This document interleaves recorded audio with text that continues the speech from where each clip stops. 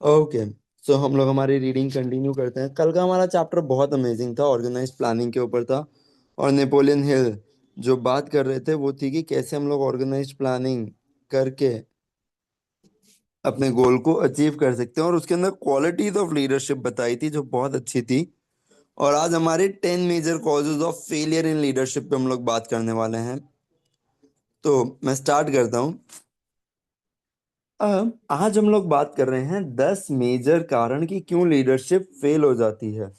तो leadership fail होने का जो सबसे बड़ा पहला कारण है वो है डिटेल्स को ऑर्गेनाइज नहीं कर पाना।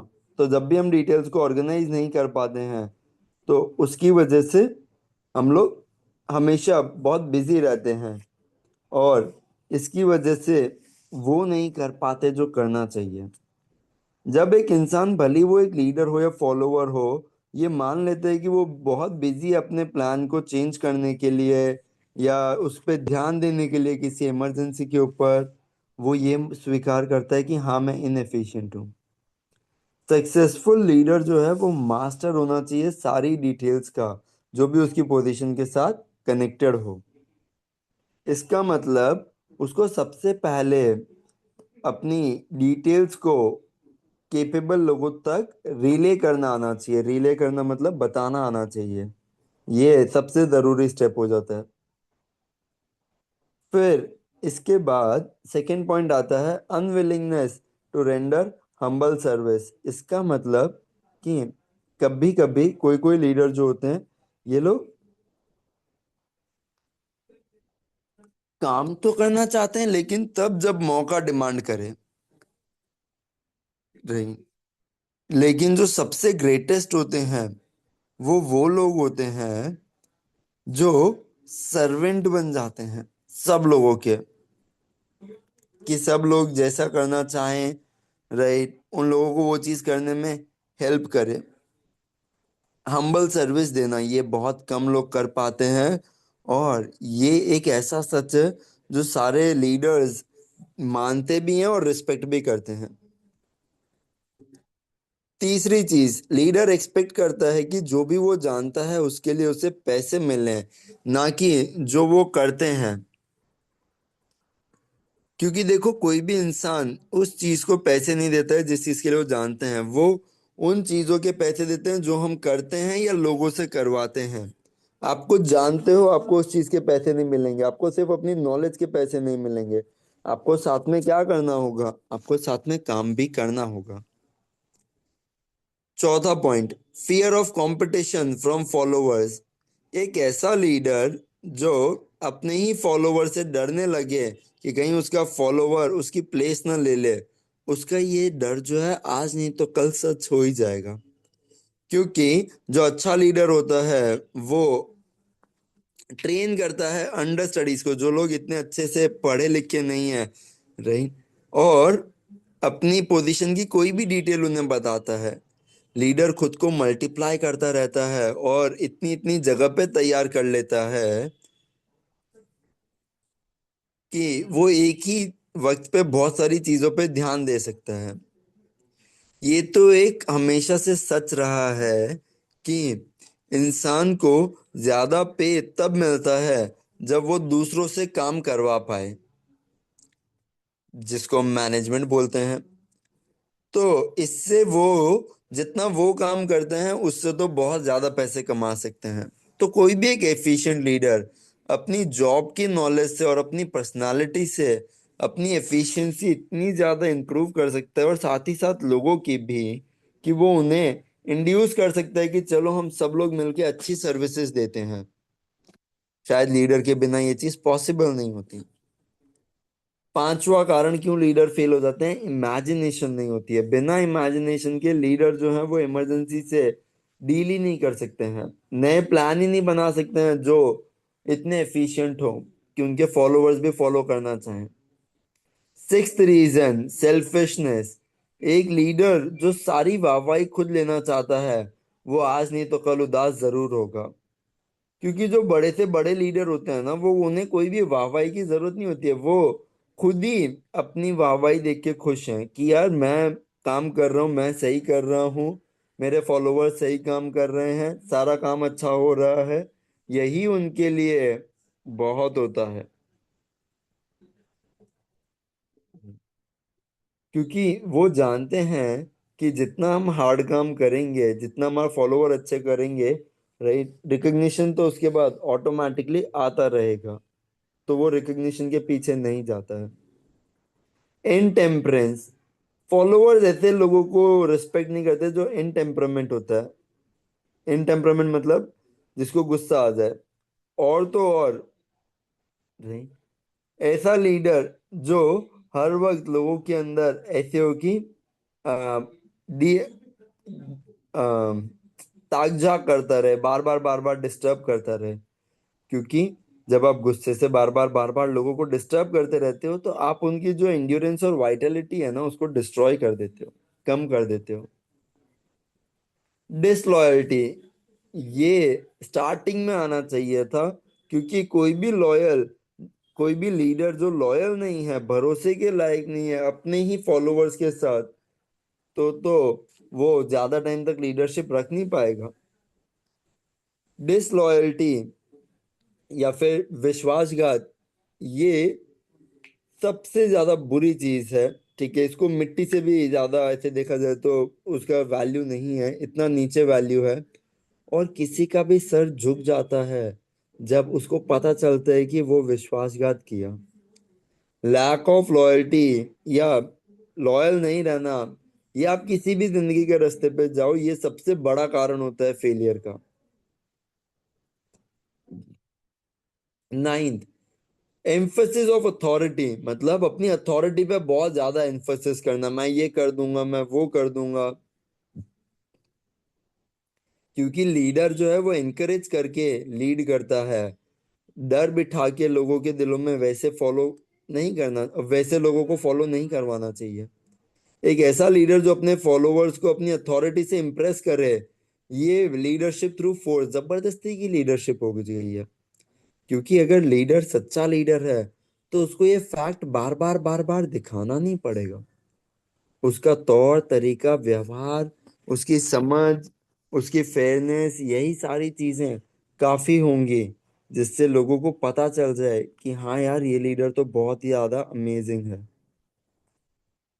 और tenth, emphasis of title.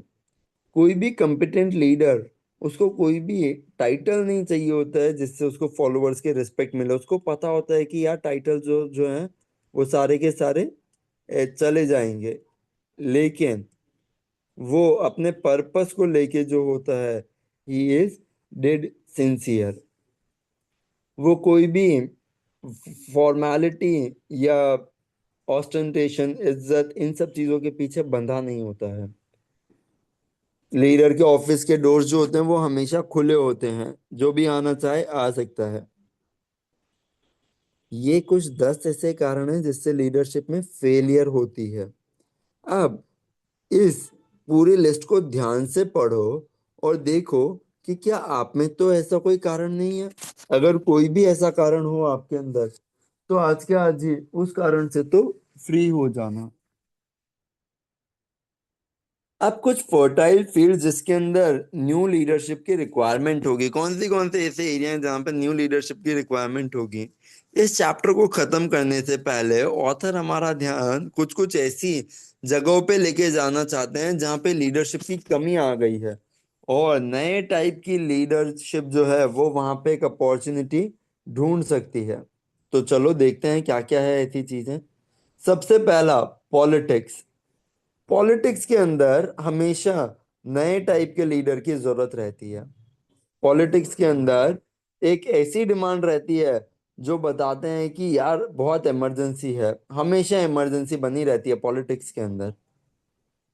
Majority of the politicians जो हैं वो बहुत ज्यादा हाई ग्रेड या फिर कोई ना कोई रैकेट चलाते होंगे लीगली।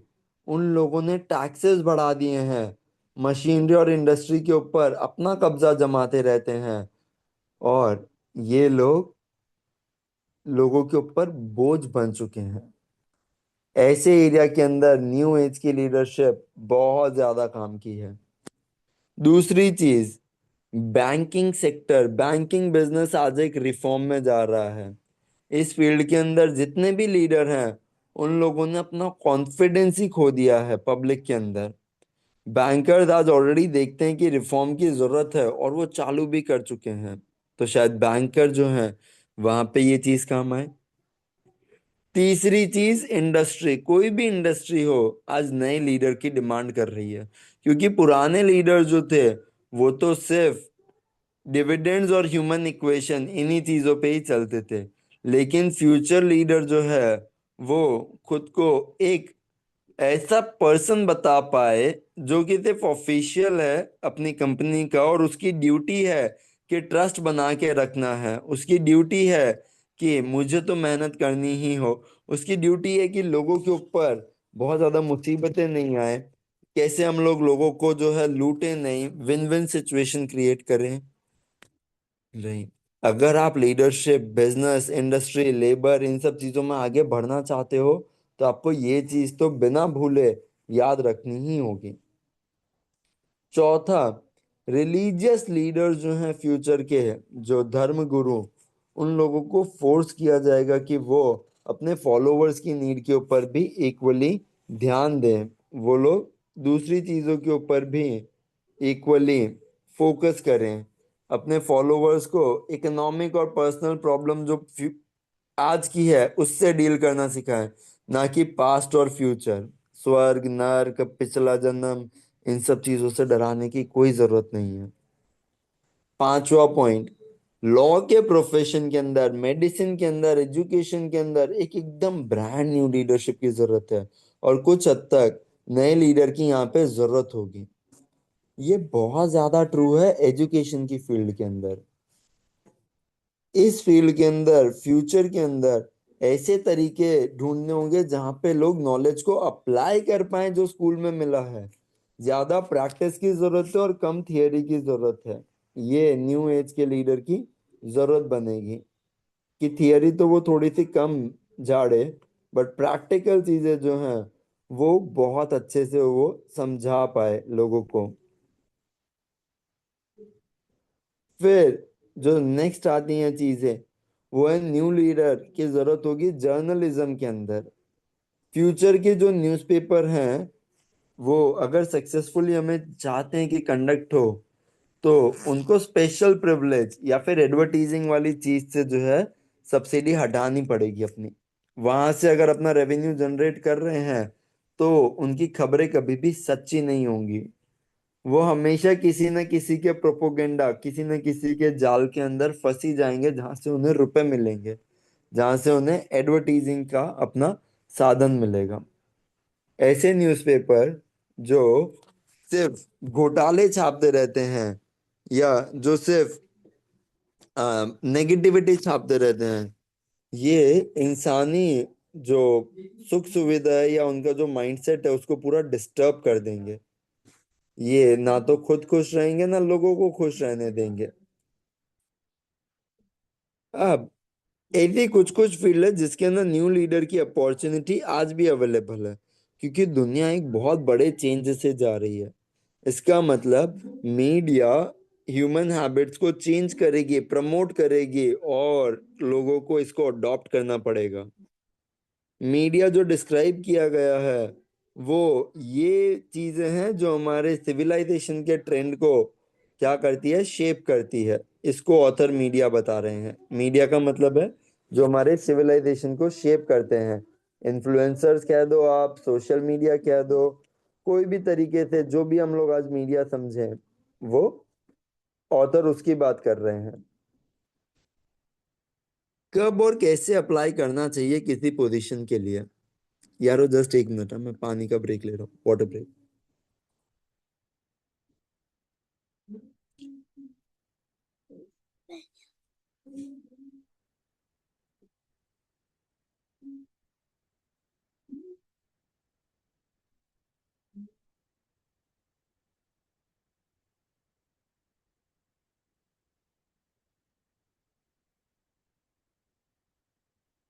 कब और कैसे किसी भी पोजीशन के लिए अप्लाई करना चाहिए, अब अगर हम लीडर बनने ही वाले हैं तो ये जो इन्फॉर्मेशन यहाँ पे दी गई है, ऑथर बोल रहे हैं, ये हजारों सालों के एक्सपीरियंस से, सॉरी, बहुत सालों के एक्सपीरियंस से हजारों मेन और वुमेन को, जिसको ऑथर ने हेल्प की थी कि वो अपनी पर्सनल सर्विसेज मार्केट कर पाए, उन लोगों के एक्सपीरियंस से ये गैदर की गई हैं डेटा।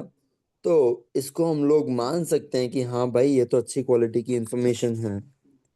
अब सबसे पहली चीज, कौन सी ऐसी जगह है जहां से हम अपनी सर्विसेज जो है उनको मार्केट कर सकते हैं? तो सबसे पहले जो ऑथर बता रहे हैं वो आती है एम्प्लॉयमेंट ब्यूरो।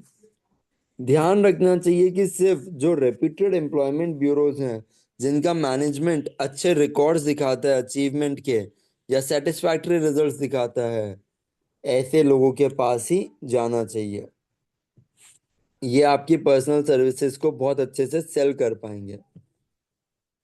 दूसरी चीज, एडवर्टीजिंग। न्यूज़पेपर के अंदर एडवर्टाइज करना, ट्रेड जर्नल, मैगजीन्स, रेडियो, इसके अंदर हम लोग क्लासिफाइड एडवर्टाइजिंग की हेल्प ले सकते हैं ताकि हमें सेटिस्फैक्टरी रिजल्ट मिले, हम उन लोगों तक पहुंच पाएं जो हमें ढूंढ रहे हैं। डिस्प्ले एडवर्टीजिंग ज़्यादा डिजायरेबल होती है जिनको एग्जीक्यूटिव कनेक्शन चाहिए। बाकी अगर आपको क्लरिकल कनेक्शन ही चाहिए तो आप जो है क्लासिफाइड एडवर्टीजिंग न्यूज़पेपर के अंदर ही सिर्फ एक मैसेज भी दे सकते हैं।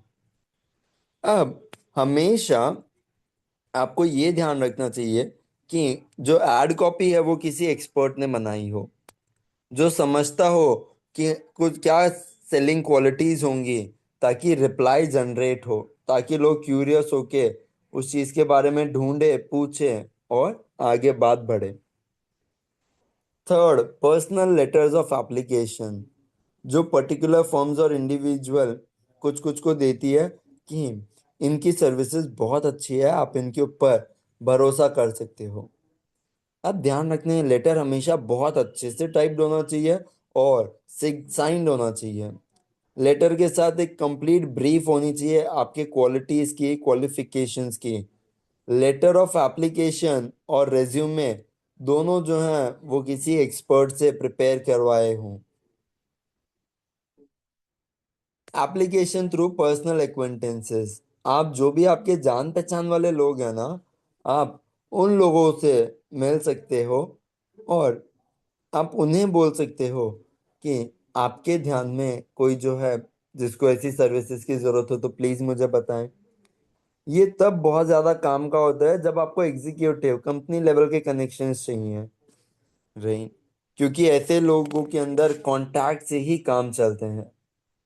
जब आपको एग्जीक्यूटिव पोजीशंस चाहिए, किसी कंपनी का हेड बनना हो, CEO, chief marketing officer, chief technical officer, ऐसी चीज़ों के अंदर आप अपने नेटवर्क्स का हेल्प ले सकते हो।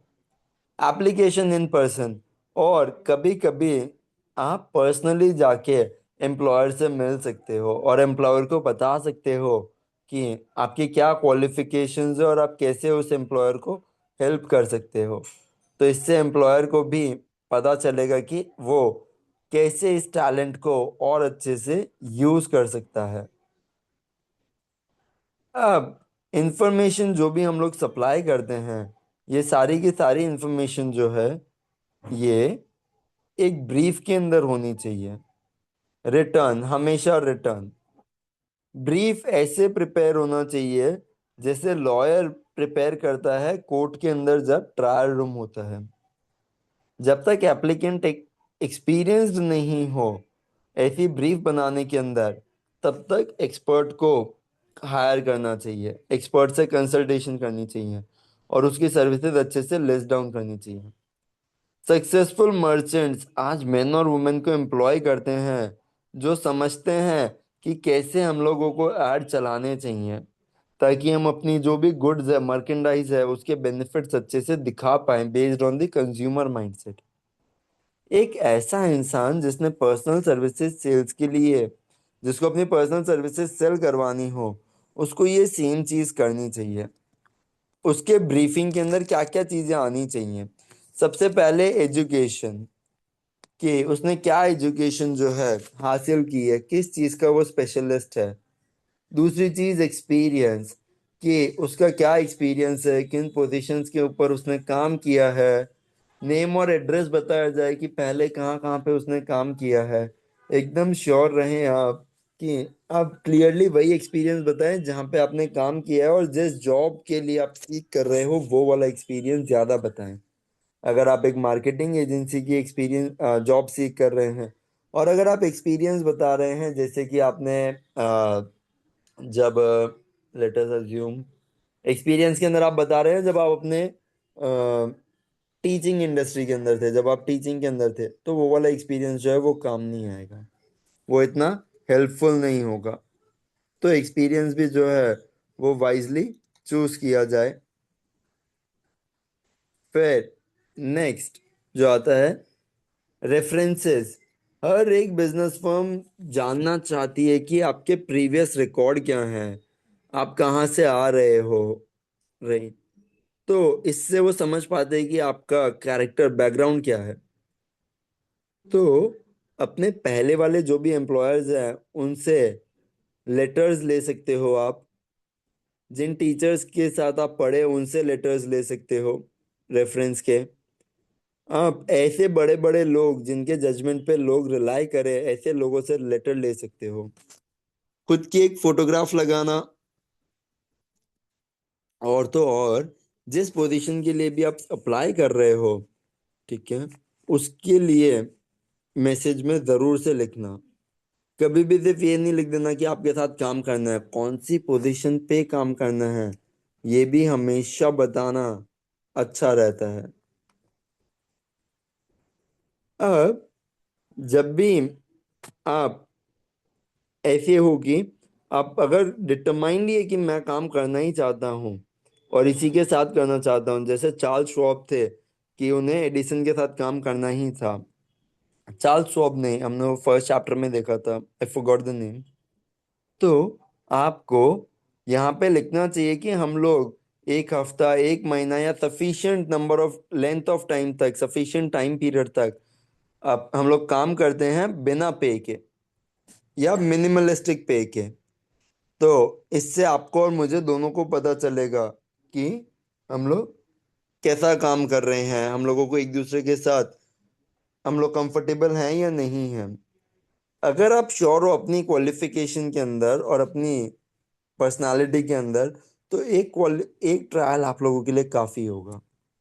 और ये ऑफर आपका कॉन्फिडेंस भी दिखाता है अपनी एबिलिटी के अंदर कि यस आप लोग कॉन्फिडेंट हो जो भी पोजीशन आप चाह रहे हो।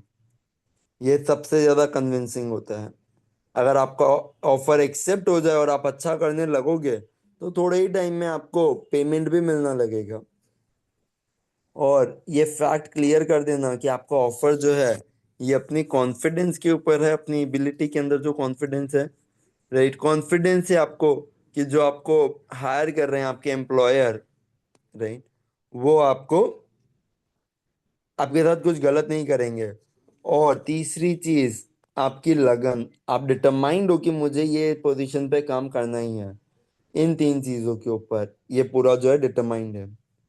और एट्थ और लास्ट पॉइंट जो आप ब्रीफिंग के अंदर डाल सकते हो वो है कि जिसके पास आप काम करने जा रहे हो, राइट, उसके साथ का एक्सपीरियंस कि मैंने आपके बिजनेस के बारे में क्या देखा है, आपके बिजनेस के बारे में मुझे क्या पता है। ये सब चीजें जब आप बताते हो तब क्या होगा, उसको लगेगा कि यार ये बंदा बहुत सॉलिड रिसर्च करके आया है, इसको सारी चीजें पता है। और जब ये कॉन्फिडेंस एक बार बिल्डअप हो जाता है तब कोई भी जना आपके साथ काम करने के लिए ज्यादा अपफ्रंट रेडी होगा। आप बता सकते हो कि कैसे आप अपनी इमेजिनेशन के थ्रू उनके बिजनेस को हेल्प कर सकते हो, और ये आपकी सिंसियरिटी भी बताएगा। याद रखना, लॉयर नहीं है जिसको सबसे ज्यादा लॉ पता होता है, बट वो पर्सन जिसने अपने केस के लिए प्रिपेयर किया होता है ना, वो जीतता है। अगर किसी लॉयर को लॉ बहुत ज्यादा पता है बट अगर उसने अपने केस के लिए अच्छी प्रिपरेशन नहीं की है, उसका जीतना इतना इजी नहीं होगा। अगर आपका केस आपने अच्छे से बनाया है, प्रेजेंट किया है, तो आपकी जीत होनी ही होनी है।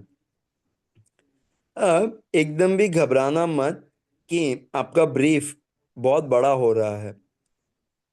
एम्प्लॉयर जब भी कोई वेल क्वालिफाइड एप्लीकेंट को हायर करना चाहते हैं ना, तो वो लोग इतने ही इंटरेस्टेड होते हैं कि यार उसके बारे में और चीजें जानने मिल जाए, और अगर आप सामने से ही प्रोवाइड कर दो तो बहुत ही बढ़िया। जो भी बहुत सक्सेसफुल एम्प्लॉयर्स होते हैं ना, उनका मेन रीजन यही होता है कि वो अच्छे अच्छे अपने टीममेट्स हायर करते हैं, लेफ्टिनेंट्स। तो उनको जितनी भी इंफॉर्मेशन है वो सारी चाहिए होती है ताकि वो एक अच्छा डिसीजन बना पाए। तो आप लोग भी एकदम भी मत घबराना, अगर आप लोगों को ऐसा लगे कि हमारा रेज्यूमे तो बहुत ज्यादा बड़ा हो रहा है। इट्स ओके, हो रहा है, हो रहा है। एक चीज याद रखना, जितना ज्यादा नीट एंड क्लीन होगा आपका ब्रीफ, यही इंडिकेट करेगा कि आप एक वर्थ इट इंसान हो। ऑथर ने बहुत लोगों के ब्रीफ्स बनवाए हैं, और वो इतने सिंपल थे लेकिन फिर भी इतने ज्यादा स्ट्राइकिंग थे कि इससे उन्हें जॉब मिली गई बिना पर्सनल इंटरव्यू के भी।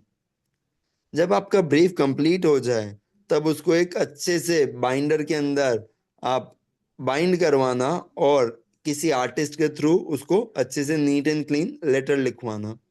लेटर के ऊपर क्या, कि ब्रीफ क्वालिफिकेशंस ऑफ अपना नाम, जो इस पोजीशन पे अप्लाई करना चाहता है इस कंपनी के अंदर। तो ये चीज जो है ये आपका एक काइंड ऑफ रेज्यूमे हो गया है, and this resume is going to take you to miles. तो बहुत ही अमेजिंग। नाइस। आ जाते हैं मनी मुद्रा के अंदर।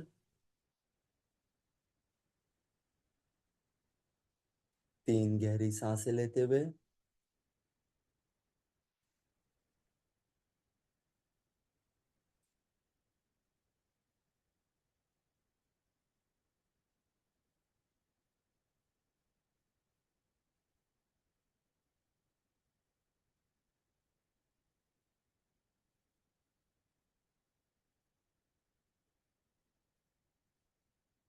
आई am rich, I am rich, I am rich, I am rich, I am rich, I am rich, I am rich, I am rich. मैं बहुत अमीर हूँ। आई एम रिच। और पैसे जो हैं वो मेरी तरफ खींचे चले आ रहे हैं। थैंक यू सो मच, मैं अपनी सर्विसेज, अपनी वैल्यू, अपनी वर्थ अच्छे से लोगों को बता पा रहा हूँ। Thank you. I am rich, I am rich.